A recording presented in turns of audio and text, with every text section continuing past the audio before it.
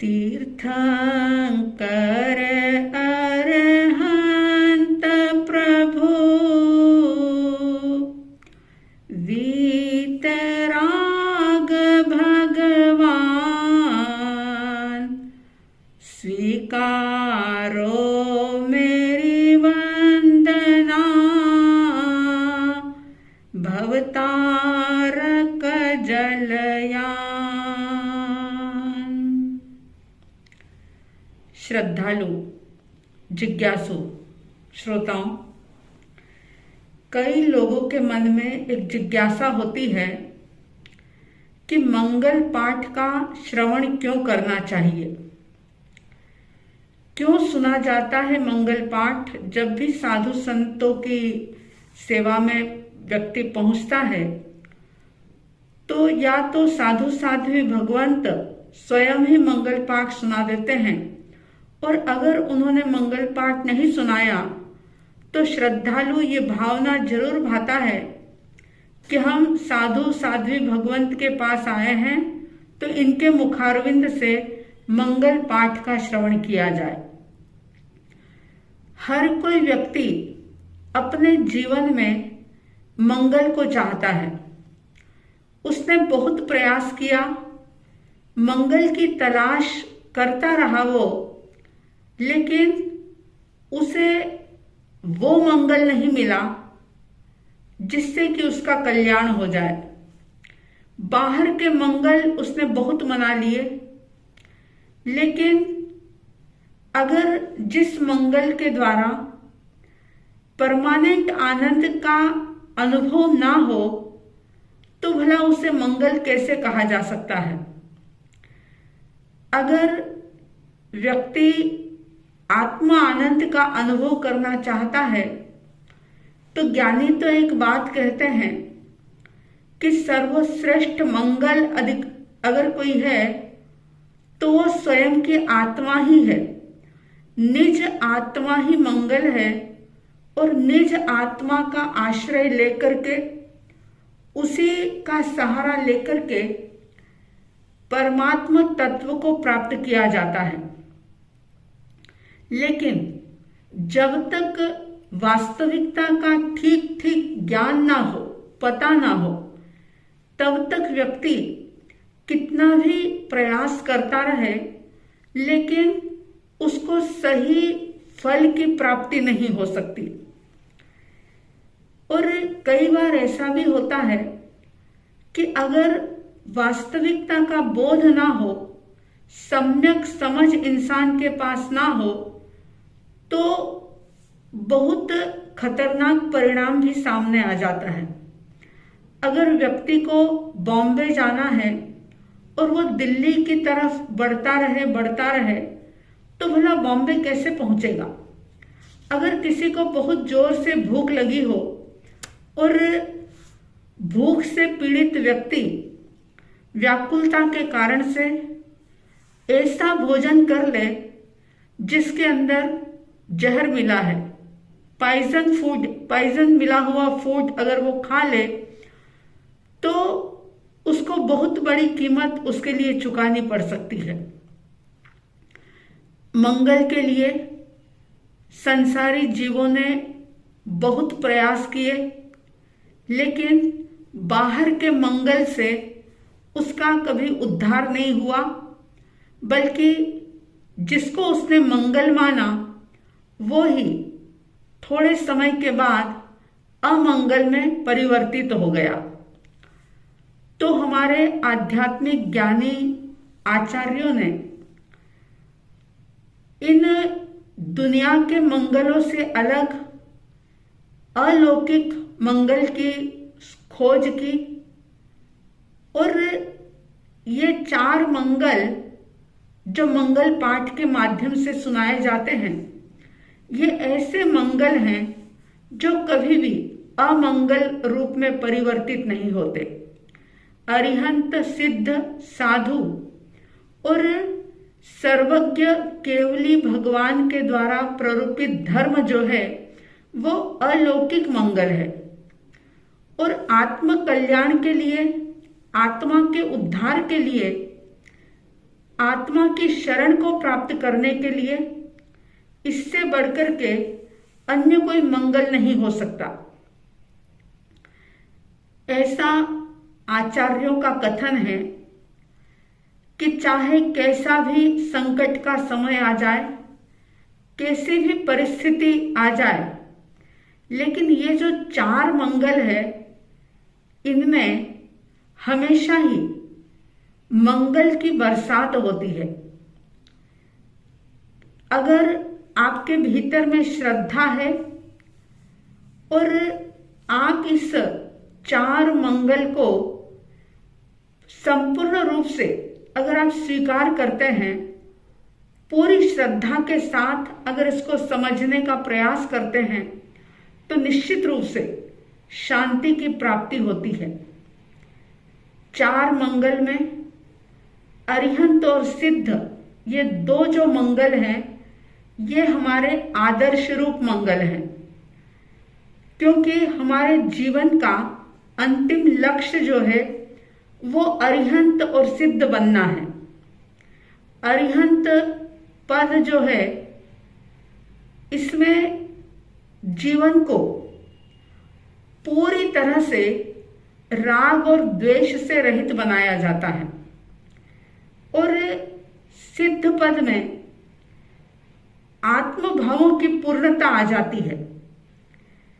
जो आत्मभावों की पूर्णता को प्राप्त कर लेता है, वो सिद्धत्व को प्राप्त कर लेता है। और अरिहंत और सिद्ध का स्मरण करने से हमें अपने लक्ष्य का बोध हो जाता है, हमें ये ध्यान आ जाता है कि एक्चुअली हमारा लक्ष्य क्या है। और साधु मंगल, ये हमारे जीवन का बहुत बड़ा मार्गदर्शक के रूप में मंगल है। अगर हम बहुत गहराई से विचार करें तो आध्यात्मिक क्षेत्र में आगे बढ़ने के लिए साधु साध्वी भगवंत हमारे लिए निमित्त रूप बनते हैं। साधु पद जो है, उसमें आचार्य, उपाध्याय, साधु, साध्वी सभी आ जाते हैं, सबका समावेश हो जाता है। और धर्म मंगल जो है, इसको सबसे लास्ट में रखा है, किंतु इसका मतलब ये मत समझ लेना कि धर्म मंगल गौण है या इसका कोई इंपॉर्टेंस नहीं है।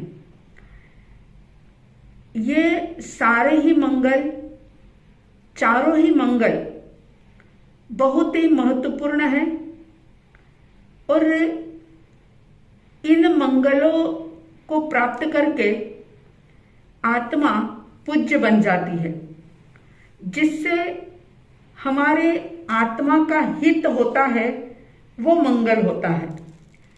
और इन्हीं 4 को उत्तम भी कहा जाता है। उत्तम का मतलब श्रेष्ठ होता है, श्रेष्ठ, सर्वश्रेष्ठ। और जो उत्तम होता है वही मंगल होता है, जो मंगल होता है वही उत्तम हो सकता है। आज आप देखिए कि चारों तरफ हर कोई व्यक्ति उत्तम को ही खोजता है। अगर युद्ध का मैदान हो तो वहां पर भी उत्तम सैनिक चाहिए, श्रेष्ठ योद्धा चाहिए। अगर कोई विद्यार्थी है तो वो भी उत्तम टीचर की इच्छा रखता है, उत्तम अध्यापक को वो चाहता है। और अगर किसी को नौकर भी रखना हो तो भी व्यक्ति ये चाहता है कि नौकर उत्तम हो। अगर भोजन आप कर रहे हो तो भोजन भी आपको उत्तम चाहिए, कपड़े भी अच्छे चाहिए। उत्तम का मतलब होता है श्रेष्ठ। जिस घर में आप रहते हो वो घर भी आपको अच्छा चाहिए।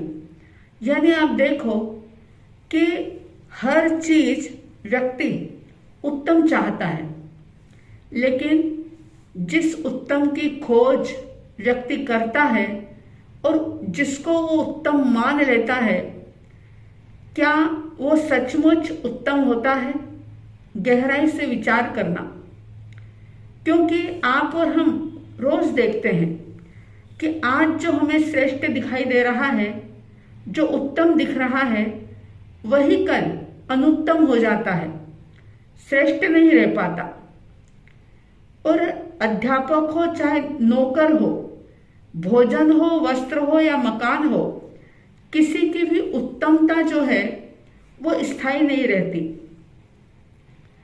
तो बात निष्कर्ष ये निकलता है कि जिसकी उत्तमता कायम ना रहे वो भला उत्तम कैसे हो सकता है। इसलिए आचार्यों ने उत्तम की खोज की और ये चार जो हैं इन्हें ही उत्तम बताया कि अरिहंत, सिद्ध, साधु और केवली परमात्मा के द्वारा प्ररूपित धर्म जो है यही उत्तम है।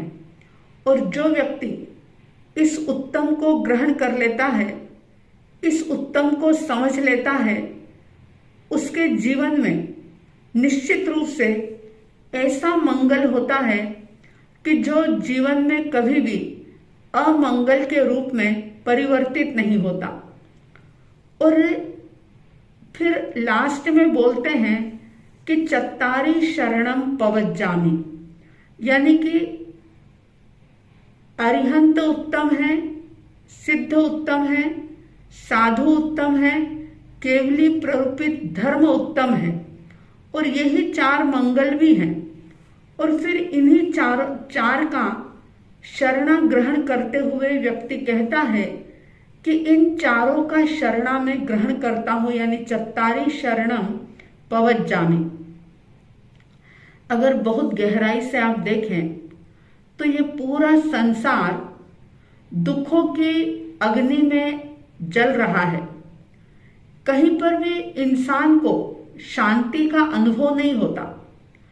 अगर कोई भिखारी अपने कष्ट से, अपनी गरीबी से, भिखारीपने से दुखी है, व्याकुल है, तो आप देखो कि बड़ी बड़ी कोठियों और बंगले में रहने वाले लोग भी किसी न किसी दुख से दुखी है, परेशान है। गरीब अलग प्रकार से दुखी है, तो राजा महाराजा नरेंद्र और सुरेंद्र जो है वे अपनी सीमा में सुखी नहीं है। यानी कि व्यक्ति ऐसा असहाय हो जाता है, वो सोचता है कि किसकी शरण में जाऊं मैं। याद रखना कि संसार का कोई भी पदार्थ, कोई भी वस्तु आपको शरण नहीं दे सकता। फिर चाहे वो धन हो, पैसा हो, राज्य हो, नाम हो, पद हो, प्रतिष्ठा हो, ऐश्वर्य हो, मित्र हो, आपका शरीर हो, आपकी बुद्धि हो, कुछ भी क्यों ना हो, ये कभी भी आपके लिए शरण रूप नहीं हो सकते। अज्ञानी व्यक्ति जो होता है वो सारे जीवन भर इस दुनिया के पदार्थों से चिपका रहता है, प्रयास करता है कि ये कभी बदले ना। लेकिन आप देखो कि जैसे ही शरीर और आत्मा का संयोग अलग होता है, आत्मा इस देह को छोड़ती है कि शरीर यहीं रह जाता है और आत्मा आगे के लिए प्रस्थान कर जाती है। यानी मृत्यु से भी कौन बचा सकता है। पैसा आपका तिजोरी में, बैंक में, लॉकर में बंद पड़ा रह जाता है। अगर आपके पास बहुत सारी गाड़ियां हैं तो वे भी गैराज में खड़ी रह जाती है। यानी आप सोचो कि कौन शरण रूप है आपके लिए। कोई भी इस दुनिया का पदार्थ, दुनिया की वस्तु आपको शरण नहीं दे सकती। ज्ञानी कहते हैं कि ये चार शरण यानी अरिहंत, अरिहंते शरणम पवज्जामि, सिद्धे शरणम पवज्जामि, साहु शरणम पवज्जामि और केवली पणत्तम धम्मम शरणम पवज्जामि। ये जो शरण है, ये इसकी शरण लेने से व्यक्ति का अज्ञान दूर होता है, उसे आत्मा का बोध होता है, अरिहंत और सिद्ध उसके आदर्श बनते हैं। उसका एक गोल तय होता है कि मेरी आत्मा में और सिद्ध परमात्मा की आत्मा में मूलतः कोई भी भेद नहीं है। ध्यान रखना, सर्वश्रेष्ठ मंगल जो है वो तो निज आत्मा ही मंगल है। आत्मा का शुद्ध स्वरूप ही सर्वश्रेष्ठ मंगल है। लेकिन ये जो 4 मंगल, 4 उत्तम और 4 शरण बताए हैं मंगल पाठ के माध्यम से, ये हमें उस निज आत्मा तक पहुंचने का मार्ग दिखाते हैं। इससे हमें बोध होता है। और जब तक अज्ञान दूर नहीं होता तब तक व्यक्ति भटकता ही रहता है। उसे अपनेपन का भान ही नहीं हो सकता।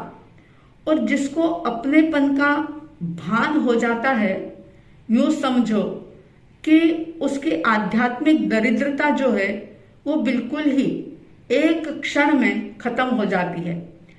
आपने शायद वो बात सुनी होगी, बहुत पुरानी बात है, कि कोई एक फकीर किसी एक गरीब व्यक्ति के घर पहुंच जाते हैं। जैसे फकीर को अपने घर आया हुआ देखा तो गरीब आदमी कहता है कि मेरा परम भाग्य है कि आप मेरे घर आए, लेकिन मेरे पास तो कुछ है ही नहीं। मैं क्या दूं आपको, कैसे आपकी सेवा करूं? मैं तो बहुत गरीब हूं, क्योंकि मेरा स्वयं का पेट भरना इतना मुश्किल है, तो मैं आपको भला क्या दे सकता हूं? फकीर ने देखा कि उस गरीब के घर में एक पत्थर की शिला पड़ी थी और उस शिला के ऊपर ही एक और पत्थर रखा हुआ था। शायद आपको पता होगा कि पुराने जमाने में लोग जब चटनी पीसते थे तो वो चटनी पीसने की शिला होती थी और पत्थर होता था। फकीर ने पैनी नजर से देखा और पूछा कि ये क्या है? तो गरीब वो व्यक्ति जो था वो कहता है कि ये तो मेरा चटनी पीसने का पत्थर है। फकीर ने कहा कि अरे भोले आदमी, ये साधारण पत्थर नहीं है, ये तो पारस पत्थर है, पारस पत्थर। गरीब को विश्वास ही नहीं हुआ। फकीर ने कहा मेरी बात पर विश्वास कर, लेकिन वो कहता है क्यों आप मेरी मजाक कर रहे हो? क्यों मुझ गरीब की हंसी उड़ा रहे हो? अगर मैं तो इतना गरीब आदमी हूं, मेरे पास पारस कहां से आएगा? तब फकीर ने क्या किया कि उसके घर में जो रोटी बनाने का तवा था, जो चिमटा आदि था, जो भी लोहे की चीजें थी, लोहे का सामान था, उस पत्थर से उसको स्पर्श करवाया और देखते ही देखते सब सोने का बन जाता है। और एक क्षण में उस गरीब व्यक्ति की सारी गरीबी, उसकी दरिद्रता सब दूर हो जाती है। विचार करना, ठीक ऐसी ही दशा आज हर व्यक्ति की हो रही है। आपकी हमारी आत्मा जो उस पारस पत्थर से भी बढ़कर है, यानी कि परमात्मा बनने की क्षमता इसी आत्मा के अंदर है। और ये बात कोई साधारण किसी व्यक्ति ने नहीं कही, ये बात जिनेश्वर परमात्मा ने बताई है, खुद केवल ज्ञानियों ने बताई है, वीतराग भगवान ने ये बात कही है। लेकिन ऐसे भगवत स्वरूप आत्मा से लोग क्या कर रहे हैं? ज्यादा से ज्यादा विषय भोगों को भोग रहे हैं। लेकिन जैसे ही ये 4 मंगल 4 उत्तम यानी मंगल पाठ का अगर दिव्य प्रकाश व्यक्ति को मिल जाता है तो निश्चित रूप से उसकी आंखें खुल जाती है और उसके जीवन का नक्शा जो है वो एक पल में ही बदल सकता है। तो मंगल पाठ सिर्फ परंपरा निभाने के लिए ना सुने, लेकिन विचार करें, क्योंकि जैन धर्म ये कहता है कि बाहर से हमें कुछ भी पाने की आवश्यकता नहीं है। ना ही किसी से कुछ लेना है, ना ही किसी को कुछ देना है। लेकिन ये जो चत्तारी मंगलम है, ये भी हमें कुछ देगा नहीं, लेकिन ये सिर्फ हमें अपना भान करा देगा। मंगल पाठ खुद को खुद का बोध करा देगा, भान करा देगा। हमारी सोई हुई चेतना को ये मंगल पाठ जगाने में निमित्त बन सकता है। लेकिन बस वही बात होती है, जिसकी जैसी आस्था, जिसकी जैसी श्रद्धा, उसको वैसा ही उतना ही फल मिलता है। तो जब भी मंगल पाठ सुने, अरिहंत सिद्ध साधु परमेष्ठी जो हैं, इनका ध्यान करें और इनको ही उत्तम माने और ये सोचें कि ये मुझ आत्मा तक निज स्वरूप को जानने में ये सहयोगी बन सकते हैं, अगर मैं इनका सही तरीके से श्रवण करूं, इनके स्वरूप को समझूं और इनके स्वरूप को समझ करके मैं अपने स्वरूप को समझूं, तो निश्चित रूप से आत्मा ही सर्वश्रेष्ठ मंगलिक है। मंगल आत्मा से बड़ा, शुद्ध आत्मा से बड़ा कोई भी नहीं हो सकता। लेकिन ये चत्तारी मंगल का पाठ जो हमें निज आत्मा तक पहुंचाने में एक प्रकार का साधन बनता है, हमारी आस्था श्रद्धा दृढ़ करने में निमित्त बन सकता है, इसीलिए मंगल पाठ का श्रवण किया जाता है और मंगल पाठ का श्रवण करवाया जाता है। जब भी मंगल पाठ सुनने का आपको मौका मिले, या आप स्वयं भी अगर मंगल पाठ बोल रहे हैं, तो पूरे उसके अर्थ को जाने, पूरे उसके अंदर तन्मय बने और ये सोचें कि मैं भी अरिहंत और सिद्ध समान बनने की क्षमता रखने वाला ऐसा शुद्ध आत्मा हूं। अरिहंत और सिद्ध की शरण लेने मात्र से मेरा उद्धार नहीं होगा, बल्कि स्वयं शुद्ध आत्मा की शरण में जब मैं आ जाऊंगा, खुद के यानी कि स्वरूप को, अपने निज आत्म स्वरूप को समझ करके, उसी में श्रद्धा करके, उसी का ज्ञान करके, उसी के अंदर जब लीनता आ जाएगी, तो फिर आत्मा से परमात्मा बनने में देर नहीं लगेगी। सबके भीतर में मंगल पाठ से निज स्वरूप तक पहुंचने का बोध जागे, अज्ञान अवस्था दूर हो, श्रद्धा सम्यक हो, आस्था दृढ़ बने, ऐसी साध्वी द्वय की तरफ से हार्दिक हार्दिक शुभ मंगल भावनाओं के साथ जय प्रभु महावीर, जय गुरु आनंद।